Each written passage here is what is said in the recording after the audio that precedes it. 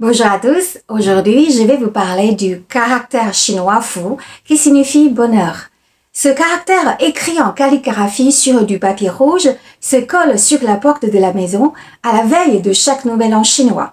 Cette tradition remonte au moins à la dynastie des Song du Sud et reflète l'aspiration des gens à une vie heureuse et à un bel avenir.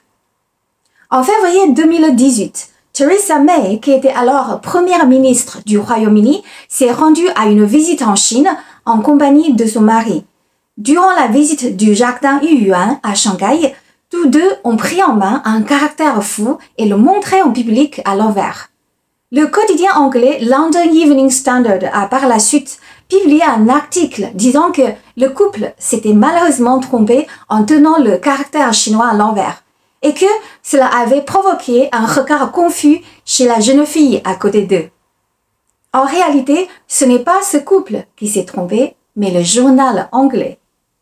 Il y a une coutume populaire en Chine qui consiste à coller à l'envers le caractère fou. À l'envers se dit Dao en chinois et sa prononciation ressemble à celle d'un autre mot chinois, Dao, qui veut dire arriver. Ainsi, mettre à l'envers le caractère bonheur est une façon de souhaiter l'arrivée du bonheur et la bénédiction. En revanche, ce caractère ne doit pas être collé à l'envers sur la porte d'entrée, un lieu solennel qui doit accueillir les bénédictions à bras ouverts. Sinon, le bonheur pourrait être déversé par la porte et aller se balader ailleurs. À l'intérieur de la maison, peu importe la façon dont on colle le fou, il restera toujours dans la maison. Il peut donc y être collé à l'envers, en particulier à ces endroits. Le réservoir d'eau ou les poubelles, où les choses sont déversées. Les armoires ou les coffres, où l'on stocke des objets. Coller le fou à l'envers à ces endroits symbolise respectivement éviter de déverser le bonheur ou conserver le bonheur dans la maison. D'ailleurs, il faut éviter de mettre à l'envers le caractère fou créé par l'empereur Kangxi, le troisième empereur de la dynastie Qing. Cette version est différente du caractère fou habituellement utilisé en Chine. Sa partie en bas et à droite n'est pas fermée et l'inversé fait penser à un autre caractère chinois, Xiong, qui veut dire malchanceux, féroce. Mais quelle est l'origine de cette coutume populaire de coller le caractère bonheur à l'envers? Il existe plusieurs légendes, dont deux sont le plus souvent citées. La première est liée à Zhu Yuanzhang, l'empereur fondateur de la dynastie Ming, vivant au XIVe siècle. Un jour, il colla discrètement le caractère fou sur la porte d'une famille qu'il avait l'intention de faire tuer.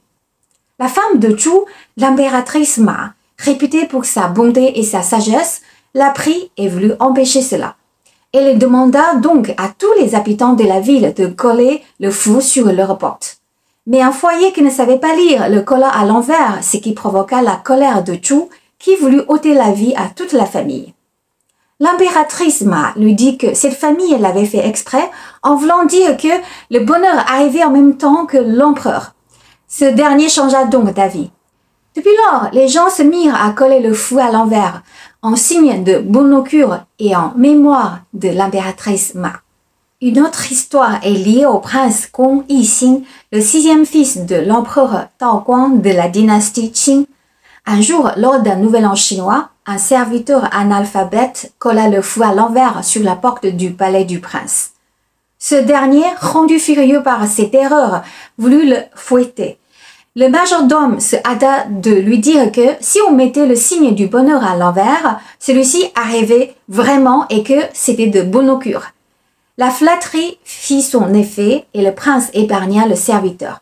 Depuis lors, la coutume de coller le mot fou à l'envers s'est répandue parmi le peuple. Je m'arrête ici pour aujourd'hui. Si vous avez aimé cette vidéo, n'hésitez pas à la liker, à la partager ou à laisser vos commentaires. Merci pour votre attention. À très bientôt.